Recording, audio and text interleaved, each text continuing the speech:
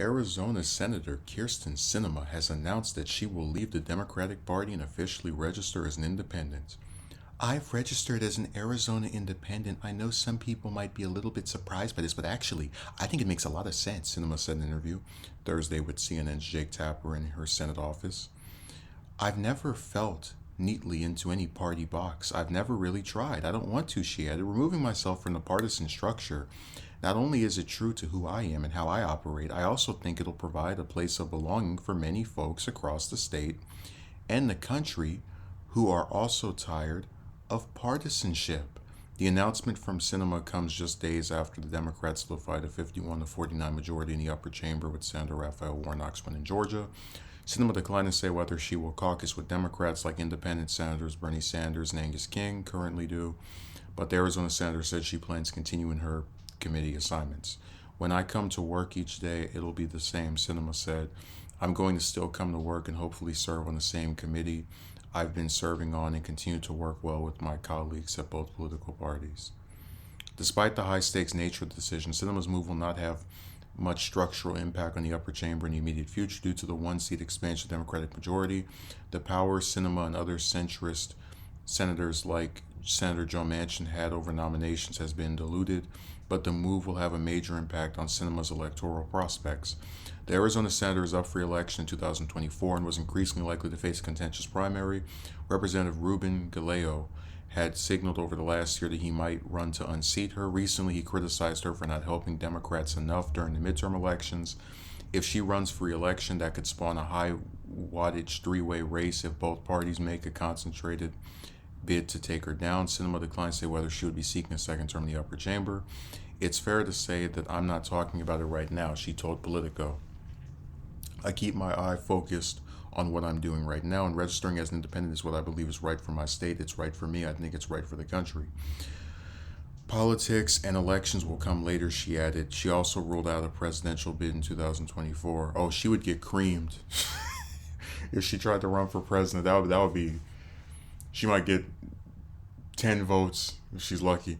Okay, Sinema won her seat in 2018 by defeating former Representative Martha McSally in a race in which Democrats across the board spent heavily to help her push over the finish line. However, Sinema continues to enjoy close relationships with key leaders on both sides of the aisle. Just this week, President Biden praised her in his remarks, saying she's a tremendous advocate for the people of Arizona and leader in so many issues important to the state. However, unlike other Arizona lawmakers, she did not join him in his inaugural visit to the state this week. Sinema also appeared in late September at the McConnell Center at the University of Louisville, where Senate Minority Leader Mitch McConnell praised her as the most effective first-term senator he has ever dealt with. Her closely watched remarks were centered around bipartisanship.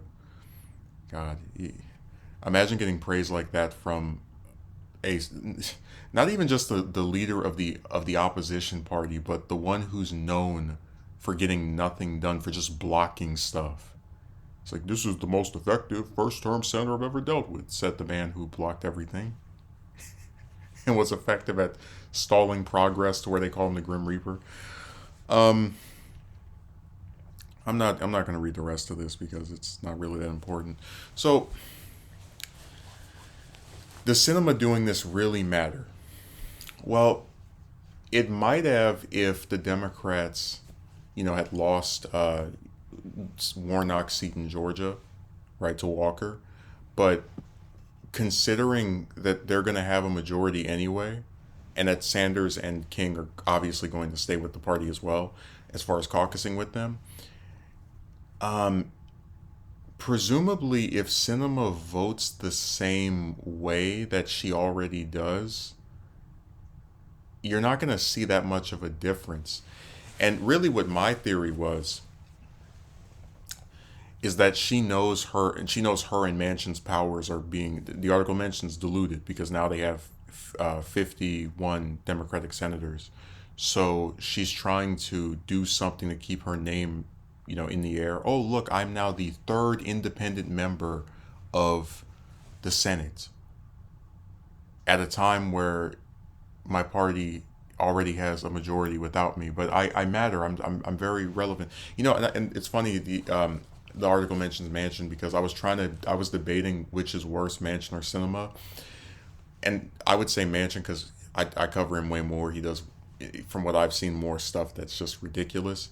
But with Manchin, as bad as he is, he's the kind of politician where you have like a little bit of an idea of where they stand. Like, that when Biden tries to pass something having to do with spending some money, he's going to say, "Oh my God, this costs too much."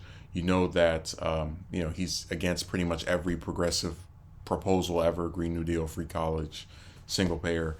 So Manchin really is the enemy, and Sinema is this wishy-washy. I mean, like, the article doesn't really mention this, but initially she was part of the Green Party, right? Took these very progressive positions, and we were all so proud of her. And then she became a Democrat and started going the centrist angle, and even announced during her 2018 campaign that she wasn't for single payer. So she really is just this wishy-washy politician that switches from one side to the other, and I don't really know what she stands for, other than changing parties every couple of years and trying to carve out a path for herself to whichever side she thinks she can get some attention from. And I really believe that's what this switch was mostly about: getting attention. She knows that she's just an any old Democrat at this point.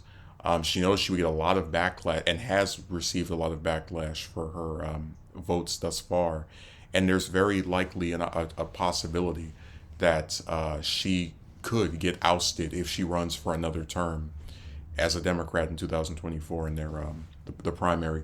So pretty much the only angle she had to keep both her name recognition and to try and carve out some kind of unique path for herself was to say, "Oh, the Democrats have a actual solid majority now. Let me flip down its head real quick."